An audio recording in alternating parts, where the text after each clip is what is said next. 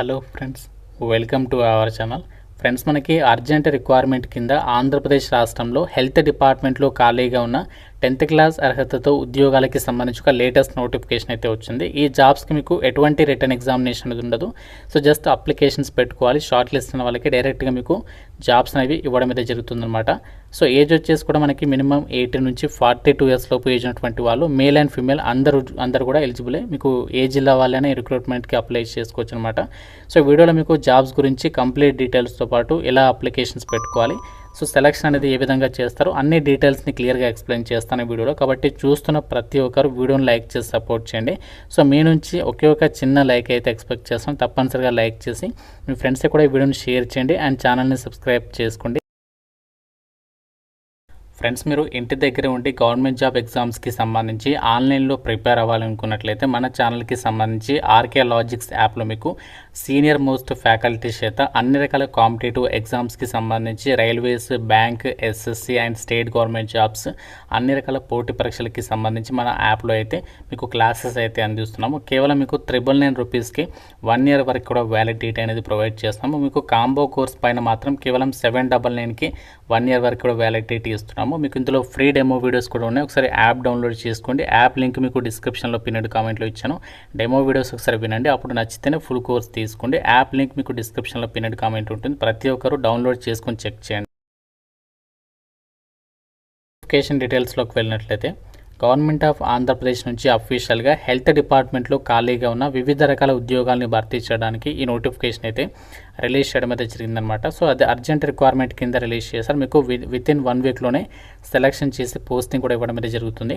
So ఈ యొక్క application form అనేది మనకి నోటిఫికేషన్లో ప్రొవైడ్ చేశారు. మనకి అప్లికేషన్ వచ్చేసి డైరెక్ట్గా మీరు ఫిల్ చేసి వాళ్ళకి పంపించాల్సి ఉంటుందన్నమాట. నోటిఫికేషన్లో మీకు ఇక్కడ లాస్ట్ అయితే ఇచ్చారు అప్లికేషన్ ఫామ్. ఇక్కడ మీరు ఫోటో అతికించాలి. తర్వాత ఇక్కడ అప్లికేషన్ నెంబర్ అయితే రాయొద్దు. తర్వాత మీరు మీ డీటెయిల్స్ అన్ని కూడా అప్లికేషన్ ఫామ్లో ఫిల్ చేసేసి సో వాళ్ళకి అప్లికేషన్ అనేది పంపాల్సి ఉంటుంది. మనకి ఆఫ్లైన్లోనే అప్లై అయితే చేయాలి, ఆన్లైన్ అయితే కాదు.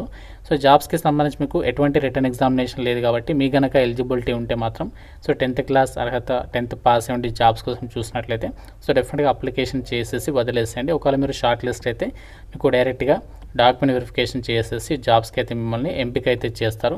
సో ఈ నోటిఫికేషన్ ద్వారా భర్తీ చేసినటువంటి ఈ యొక్క జాబ్స్కి సంబంధించి మనకి అప్లికేషన్స్ పెడతారు కదా, మనకి ఏ విధంగా సెలక్షన్ చేస్తారు. సో సెలక్షన్ వచ్చేసి ఎలా ఉంటుందంటే మీ క్వాలిఫికేషన్లో వచ్చినటువంటి మార్కుల ఆధారంగానే అభ్యర్థులను అయితే షార్ట్ లిస్ట్ చేస్తారు. ఎటువంటి రిటర్న్ ఎగ్జామినేషన్ అనేది ఏమీ కూడా కండక్ట్ అయితే చేయలేదు. అండ్ ఇంకోటి మీకు ఎలాంటి ఇంటర్వ్యూ కానీ, స్కిల్ టెస్ట్లు కానీ, రన్నింగ్ కానీ ఇలాంటివి ఏమీ ఉండవు అనమాట. సో జస్ట్ మనము అప్లికేషన్స్ పెట్టుకోవాలి. షార్ట్ లిస్ట్ అయితే ఈ జాబ్స్కి మీరు సెలెక్ట్ అయితే అయిపోవచ్చు. అండ్ మనకి ఈ యొక్క వేకెన్సీస్కి అప్లై చేయడానికి ఏజ్ లిమిట్ వచ్చేసి January 1st, 2026 కల్లా మీకు మినిమం 18 నుంచి 42 ఇయర్స్ లోపు ఏజ్ ఉన్న వాళ్ళందరూ కూడా ఎలిజిబులే. ఎస్సీ, ఎస్టీ, బీసీ, ఈడబ్ల్యూఎస్ వాళ్ళకి మీకు ఎక్స్ట్రాగా 5 years ఏజ్ రిలాక్సేషన్ అంటే 47 years వరకు కూడా మీకు అప్లై చేసుకోవడానికి ఛాన్స్ అనేది కల్పిస్తున్నారు.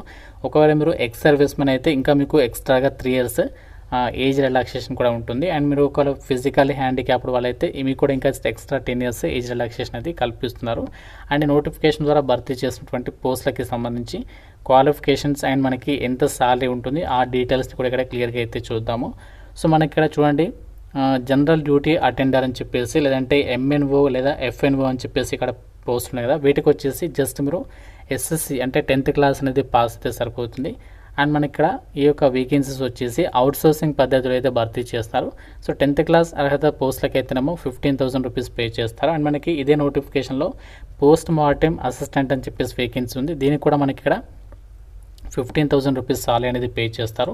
అండ్ అలాగే మనకి ల్యాబ్ టెక్నీషియన్స్కి సంబంధించి వేకెన్సీస్ ఉన్నాయి. సో ల్యాబ్ టెక్నీషియన్స్కి సంబంధించి వేకెన్సీస్కి అండ్ డార్క్ రూమ్ అసిస్టెంట్ అని చెప్పేసి వేకెన్సీస్కి మనకి కాంట్రాక్చువల్ బేసిస్ కింద తీసుకుంటున్నారు. డార్క్ రూమ్ అసిస్టెంట్కి సంబంధించి 28,000, ల్యాబ్ టెక్నీషియన్స్కి ఏమో 32,000 వరకు అయితే సాలరీ వస్తుంది. క్వాలిఫికేషన్స్ ఏమి ఉండాలి అంటే డార్క్ రూమ్ అసిస్టెంట్కి అయితేనేమో మీరు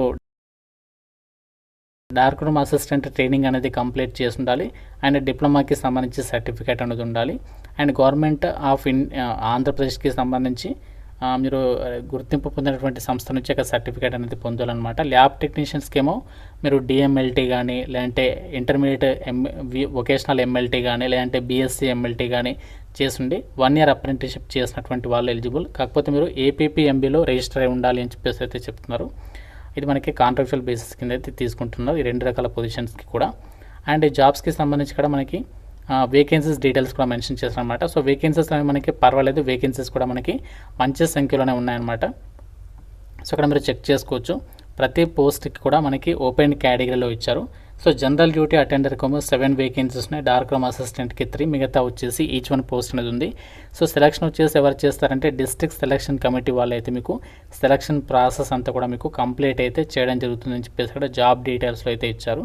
సో మనకు అప్లై చేయడానికి లాస్ట్ డేట్ వచ్చేసి 30 June వరకు అయితే టైం ఇచ్చారు. సో 30 June లోపు మనము ఈ జాబ్స్కి సంబంధించి అప్లై అయితే చేసుకోవచ్చు. మనకి ఇక్కడ అప్లికేషన్ ప్రొఫార్మా అనేది ఇచ్చారు. సో అప్లికేషన్ ప్రొఫార్మాకి చూపించారు కదా, సో అప్లికేషన్ ఫామ్ అనేది మీరు ఫిల్ చేసేసి సో డైరెక్ట్గా మన ఇక్కడ వాళ్ళు చెప్పినటువంటి లొకేషన్ ఏదైతే ఉందో last date for submission of physical applications 30 June in the specified counters in office of DCHS Kakinada district in the campus of 3rd floor of DM and HO office Kakinada. ఈ లొకేషన్లో మీకు డైరెక్ట్గా specified counters ఉంటే అక్కడ వెళ్ళి మీరు submit అనేది చేయాల్సి ఉంటుంది అనమాట. సో ఎక్కడ కూడా మీరు పోస్ట్ చేయాల్సినటువంటి పని లేదు, మీరు డైరెక్ట్గా అక్కడికి వెళ్ళి ఆఫీస్లో మీ అప్లికేషన్ ఇచ్చేస్తే సరిపోతుంది. ఇంట్రెస్టెడ్ అండ్ ఎలిజిబుల్ క్యాండిడేట్స్ ఉన్నారు. మీకు నోటిఫికేషన్లో వీళ్ళు ఇక్కడ అప్లికేషన్ ఫామ్ అనేది ప్రొవైడ్ చేశారనమాట. 12th పేజీలో ఇచ్చారు. సో 12th పేజీ అండ్ మనకి 13th పేజీలో ఇచ్చినటువంటి ఈ అప్లికేషన్ ఫామ్స్ ఏవైతే ఉన్నాయో సో ఇవి మీరు ప్రింట్ అయితే తీసుకోవాలి. సో ప్రింట్ తీసుకున్న తర్వాత ఇందులో వచ్చేసి మీరు ఇక్కడ రైట్ సైడ్లో మీ ఫోటో అతికించాలి ఇక్కడ. అండ్ తర్వాత వచ్చేసి మీరు ఇక్కడ ఏ పోస్ట్కి అప్లై చేస్తున్నారు ఆ పోస్ట్ నేమ్, తర్వాత నేమ్ ఆఫ్ ది క్యాండిడేట్ అంటే మీ నేమ్, తర్వాత మీ జెండర్, తర్వాత father name, next date of birth, next me caste ఏంటి అది మెన్షన్ చేయాలి. తర్వాత మీరు అవుట్సోర్సింగ్గా కానీ లేదంటే కాంట్రాక్ట్ కానీ ఇంతకుముందు వర్క్ చేస్తారా, సో చేస్తే ఎస్ లేకుంటే నో అని చెప్పేసి మెన్షన్ చేయాలి. తర్వాత మీరు ఫిజికల్లీ హ్యాండిక్యాప్డ్ వాళ్ళైతే ఎస్ లేకుంటే నో మెన్షన్ చేయాలి. సో ఈ విధంగా మీరు కంప్లీట్గా నోటిఫికేషన్లో ఏదైతే డీటెయిల్స్ ఇచ్చారో అన్నీ కూడా మీరు కంప్లీట్గా ఫిల్ చేసేసి అప్లికేషన్ ఫీజు కూడా ఇచ్చారు, మీకు ఇక్కడ చూపిస్తాను. అప్లికేషన్ ఫీజు ఎవరు ఎంత పే చేయాలి అండ్ ఏ విధంగా పే చేయాలి అనేది. సో ఆ విధంగా మీరు అప్లికేషన్ ఫామ్కి సంబంధించి మీరు ఇచ్చేటప్పుడే అక్కడ మీరు ఆ యొక్క ఫీజు రిసిప్ట్ ఏదైతే ఉంటుందో అది కూడా మీరు అటాచ్ చేయాల్సి ఉంటుంది. ఒకవేళ మీరు ఫీ పే చెక్ మాత్రం మీ అప్లికేషన్ అయితే తీసుకోరనమాట. సో అది గమనించండి. అప్లికేషన్ ఫీజు ఎవరు ఎంత పే చేయాలంటే పీడబ్ల్యూడీ వాళ్ళకైతే ఎటువంటి ఫీ లేదు, వీళ్ళు ఫ్రీగా మీరు వెళ్ళి అప్లికేషన్ ఇవ్వచ్చు. సో ఎస్సీ ఎస్టీ బీసీ వాళ్ళైతే 250 రూపీస్ తోటి, ఓసీ వాళ్ళైతే 350 రూపీస్ తోటి మీరు ఏదైనా బ్యాంకుకి వెళ్ళి డీడీ అనేది తీయాలి. ఏ పేరు మీద అంటే పేయబుల్ ఇక్కడ మనకి ఇచ్చారు చూడండి, in favour of the district coordinator of hospital services Kakinada district అని చెప్పేసి ఇచ్చారు. ఈ యొక్క పేరు మీద మీరు బ్యాంక్లో డీడీ తీసి ఆ డీడీ రిసిప్ట్ని కూడా అప్లికేషన్ ఫామ్కి అటాచ్ చేయాల్సి ఉంటుంది. మనకి ఈ జాబ్స్కి సంబంధించి మీరు ఏ జిల్లా వాళ్ళైనా అప్లికేషన్ చేసుకోవచ్చు, ఎటువంటి ప్రాబ్లం లేదు. కాకపోతే మీకు పోస్టింగ్ మాత్రం మీకు కాకినాడలో అయితే ఉంటుందన్నమాట. సో మీకు మీ జిల్లాకి సంబంధించి కూడా నేను అప్డేట్ ఇస్తాను. కాకపోతే మీకు దీనికి సంబంధించి అప్డేట్ రావాలంటే మాత్రం డెఫినెట్గా నాకు కామెంట్లో తెలపండి మీ జిల్లా నేమ్ అనేది, మీ జిల్లాకి సంబంధించి కూడా అప్డేట్ అనేది ఇస్తాను. సో మీకు ఈ జాబ్స్కి సంబంధించి మీకు 30 June తర్వాత మీకు సెలక్షన్ ప్రాసెస్ అనేది కంప్లీట్ అయితే చేస్తారు. సో ఆఫ్లైన్ విధానంలో మాత్రమే మనము అంటే డైరెక్ట్గా వెళ్ళి అక్కడ ఆఫీస్లో స్పెసిఫైడ్ కౌంటర్స్లో మనం అప్లికేషన్ అనేది సబ్మిషన్ చేయాలి. డైరెక్ట్ మీ అప్లికేషన్ ఒకవేళ షార్ట్ లిస్ట్ అయితే వాళ్ళే మీకు ఫర్దర్గా కాల్ చేసి మీకు డాక్యుమెంట్ వెరిఫికేషన్కి సంబంధించి అయితే పిలవడం జరుగుతుంది.